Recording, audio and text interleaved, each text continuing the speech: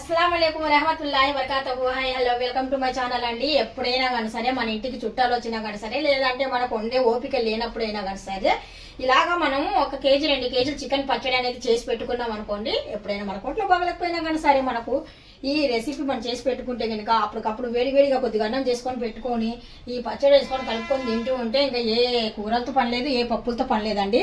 చాలా చాలా చక్కగా చాలా రుచిగా చేశాను ఈ రోజు నేను చికెన్ పచ్చడి అయితే గనుక ఇదైతే ఇంకా ప్రతి ఒక్కరికి యూస్ఫుల్ అవుతుందండి। ఎందుకంటే ఇంకా హాస్టల్లో ఉన్న పిల్లలు కూడా ఇలాగా కేజీ చేసుకొని బాగా స్టోర్ చేసి పెట్టుకున్నారు అనుకోండి, ఫ్రిడ్జ్ లేకపోయినా కానీ పర్వాలేదు, మనకు నెల 2 నెలలు బాగా బయట పెట్టుకొని లాగించేయచ్చు శుభ్రంగా। చూడండి ఇప్పుడు మనకు ఇలాగంటే అడుగున అస్సలు వాటర్ అనేది ఏమీ కనిపించకూడదు, ఇలాగా డ్రై అయిపోవాలన్నమాట ముక్కలు। మనం కటింగ్ కూడా చాలా స్మాల్ కటింగ్ చేసాము అంటే బాగా మెత్తగా కుక్ అవుతాయి, పైనుండి వచ్చేసి ఫాస్ట్ గా డ్రై అయిపోతుంది, పైనుండి వచ్చేసి మనకు పచ్చడి అనేది చికెన్ పచ్చడి చిన్న ముక్కలు అయితే బాగుంటది, లోపల వరకు బాగా ఉడుకుతుంది, పై లోపల నుండి బాగా ఫ్రై అవుతుంది అనమాట। అదే లావు ముక్కలు అనుకోండి పైన ఉడుకుతాయి, అది లోపల కూడా పచ్చిగా ఉండొచ్చు కదా, అందుకనేసి పచ్చడి అనే లోపల మనం చిన్న పీసెస్ అయితేనే బాగుంటది, కలుపుకొని తిని కూడా చాలా బాగుంటది, అందుకనేసి నేను నా స్టైల్లో కటింగ్ చేశానండి। మనం ఆయిల్ అయితే పెట్టేసాము స్టవ్ పైన, ఆయిల్ బాగా వేడెక్కిన తర్వాత మనము ఇప్పుడు కుక్ చేసి పెట్టుకున్న మనము చికెన్ ముక్కలను అయితే వేసేద్దాము। ఈ ముక్కలు అయితే మనకు బాగా ఎర్రగా రావాలి,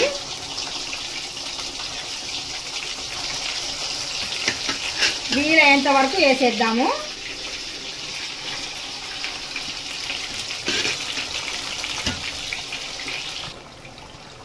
చికెన్ ముక్కలు వేసిన తర్వాత పూర్తిగా కలుపుతూ అలా ఉంటే ఇంకా మళ్ళీ మెత్తగా ఉడికిన పీసెస్ అనేటివి వీడిపోతాయండి, అందుకనేసి అలా కాకుండా మనము వేసి వదిలేద్దాము, కొద్దిగా అంటే బ్రౌన్ కలర్ వచ్చిన తర్వాత అప్పుడు మనం కలుపుదాం। మనము ఫ్రై చేసి పెట్టుకున్న మసాలాలు అయితే కనుక ఇప్పుడు మిక్సీ జార్లో వేసుకొని పౌడర్ చేసేద్దాం। ముక్కలు వేసిన 1-2 నిమిషాల తర్వాత అయితే నేను కలుపుతున్నానండి, మరి ఎక్కువ కలపడం లేదు,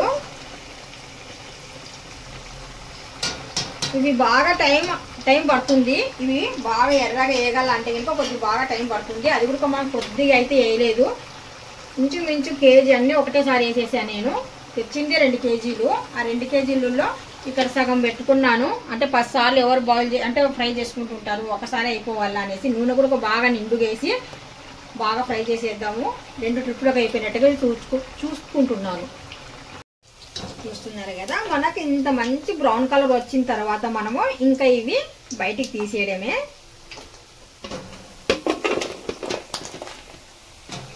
చాలా సన్నగా కటింగ్ చేశాను కదా, అందుకనేసి బాగా క్రంచీగా ఫ్రై అయిపోయినాయండి,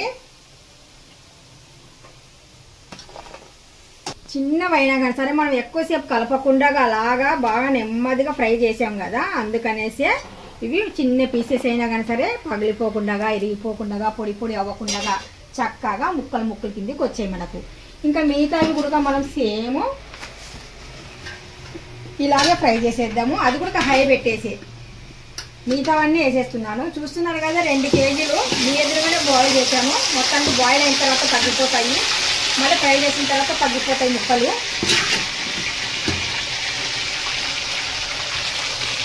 చూస్తున్నారు కదా ఇంకా ఇవి కూడా అంతే సేమ్, ఇంకా ఫ్రై అయ్యేంత వరకు మనం కలపకుండా సగం వరకు బాగా ఉడికిన తర్వాత అప్పుడు ఒక్కసారి కలిపేస్తాను। చూస్తున్నారు కదా మనకు ఈ ముక్కలు కూడా బాగా ఫ్రై అయిపోయినాయి, చాలా చక్కగా ఫ్రై అయిపోయినాయండి, అంటే మనం చాలా స్మాల్గా కటింగ్ చేసాం కదా, మనం రైస్తో కలిపి తింటప్పుడు కూడా చిన్న పీసెస్ ముద్దకు వచ్చింది అనుకోండి చాలా టేస్టీగా ఉంటుంది,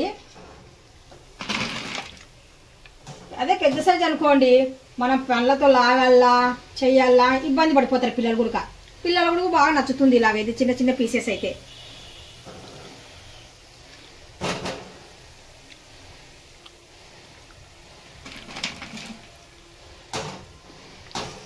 ఇప్పుడు ఇక్కడ నేను పచ్చడికి వేసి ఆవాలు తీసుకున్నాను, ఆవాలు అయితే వేసానండి, అదే ఆయిల్లోనే వేస్తాను జీరా, ఇప్పుడు ఫ్లేవర్ కోసము పుదీనా లీవ్స్, కొత్తిమీర లీవ్స్ ఇది కూడా మనకు బాగా ఫ్రై అవ్వాలి. ఈ లీవ్స్ అనేటివి మనకు పచ్చి పచ్చిగా లేకుండా ఇవి కూడా బాగా క్రంచిగా రావాలి అండి. అంతవరకు మనం ఇవి ఫ్రై చేసుకోవచ్చు. నిమ్మకాయలు అయితే నేను 6 పెద్ద సైజు తీసుకున్నాను. మనకు లెమన్ జ్యూస్ చాలా ఇంపార్టెంట్ అండి. ఇందులో చింతపండు జ్యూసు అది అవసరం ఉండదు. లెమన్ జ్యూస్ ఎంత కావాలంటే అంత లెమన్ జ్యూసే వేయాలి మనము. అందుకనేసి ఇక్కడ నేను పెద్ద సైజు కాయలు అయితే కేజీకి 3 లాగా 2 కేజీలకు వచ్చేసి 6 తీసుకున్నాను. పెద్ద సైజువి మంచి జ్యూస్ ఉండేటివి.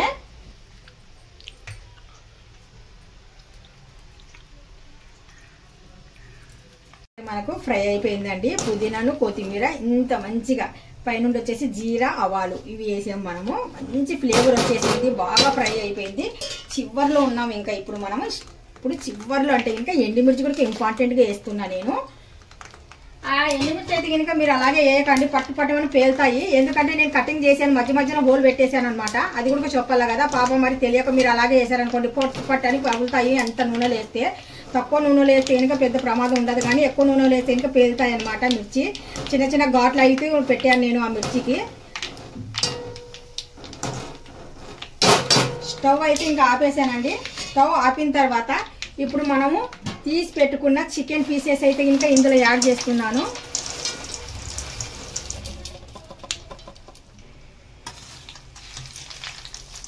నూనె అయితే కనుక నేను ఎలాగ ఫ్రై చేశానో అదే నూనెలో అలాగే ఫ్రై చేసి ఇలాగ తాలింపు వేసేసి చట్నీ అయితే కనుక చేస్తున్నాను. చూడండి ఎంత బాగుందో చట్నీ. సూపర్ ఉంది.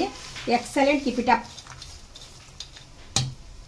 చట్నీకు కారం పొడి అయితే కనుక టేస్ట్కి సరిపోయినట్టుగా కారం పొడి అయితే కనుక వేస్తున్నానండి. ఇప్పుడు చివర్లో నేను ఇక్కడ లెమన్ జ్యూస్ టేస్ట్కి సరిపోయినట్టుగా లెమన్ జ్యూస్ కూడా వేస్తున్నాను.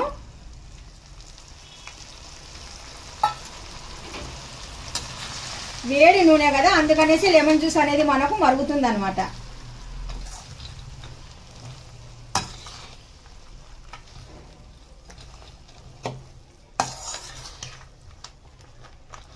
మనం ఇందాక చేసి పెట్టుకున్న గరం మసాలాలండి. ఇది చాలా ఇంపార్టెంట్.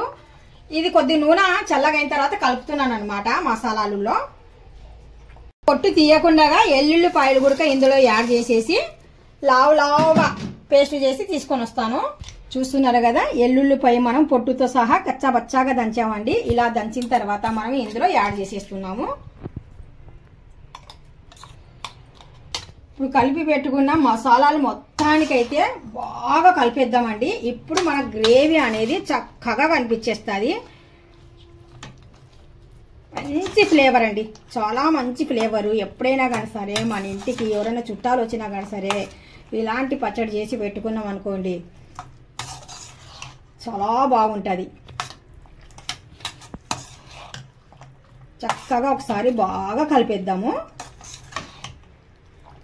ఈ పచ్చడి అయితే ఇంకా మనము 1-2 రోజులు బాగా వదిలేస్తే ఇంకా బాగా ఊరుతుంది అనమాట.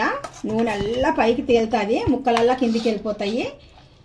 మనకు ఉప్పు కారం కూడా పర్ఫెక్ట్గా తెలియాలి అంటే మనకు 3వ రోజు అయితే ఇంకా బాగా కరెక్ట్గా తెలుస్తుందండి. మనం ఈ రోజే కలిపాం కదా. ఇంకా నేను ఉప్పు కూడా ఇందులో యాడ్ చేయలేదు.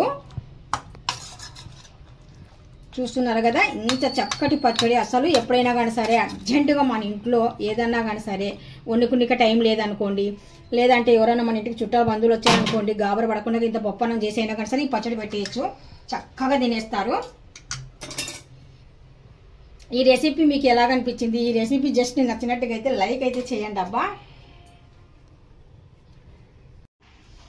అస్సలాముఅలైకుం వరహమతుల్లాహి వబరకాతుహు. Hi hello, welcome to my channel అండి. ఎప్పుడైనా కానీ సరే మన ఇంటికి చుట్టాలు వచ్చినా కానీ సరే, లేదంటే మనకు వండే ఓపిక లేనప్పుడైనా కానీ సరే ఇలాగా మనము 1 కేజీ 2 కేజీలు చికెన్ పచ్చడి అనేది చేసి పెట్టుకున్నాం అనుకోండి. ఎప్పుడైనా మన కొట్లో బాగలేకపోయినా కానీ సరే మనకు ఈ రెసిపీ మనం చేసి పెట్టుకుంటే కనుక అప్పటికప్పుడు వేడివేడిగా కొద్దిగా అన్నం చేసుకొని పెట్టుకొని ఈ పచ్చడి వేసుకొని కలుపుకొని తింటూ ఉంటే ఇంకా ఏ కూరలతో పని లేదు, ఏ పప్పులతో పని లేదండి.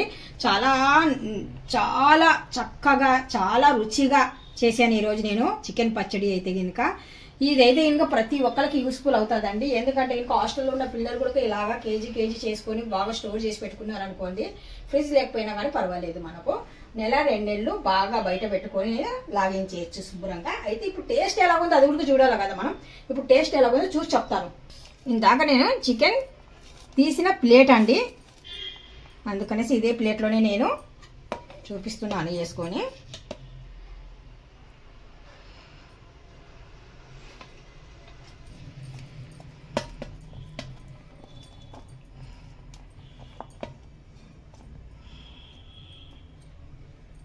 ముక్కలు అయితే చాలా స్మాల్ ముక్కలు అయితే కటింగ్ చేశానండి నేను.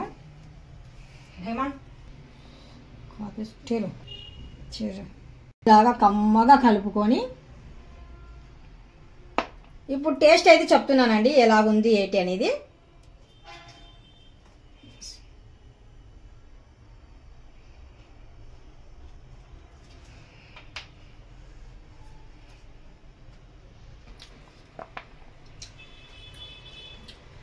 చూడండి, మనకు ముద్దకి ఇలాంటి చిన్న చిన్న పీసెస్ పోతుంటే కనుక ఇంకా అన్నం ఎలాగండి వదిలేస్తాము. చాలా బాగుందండి, చాలా కమ్మగా, చాలా రుచిగా, చాలా బాగుంది.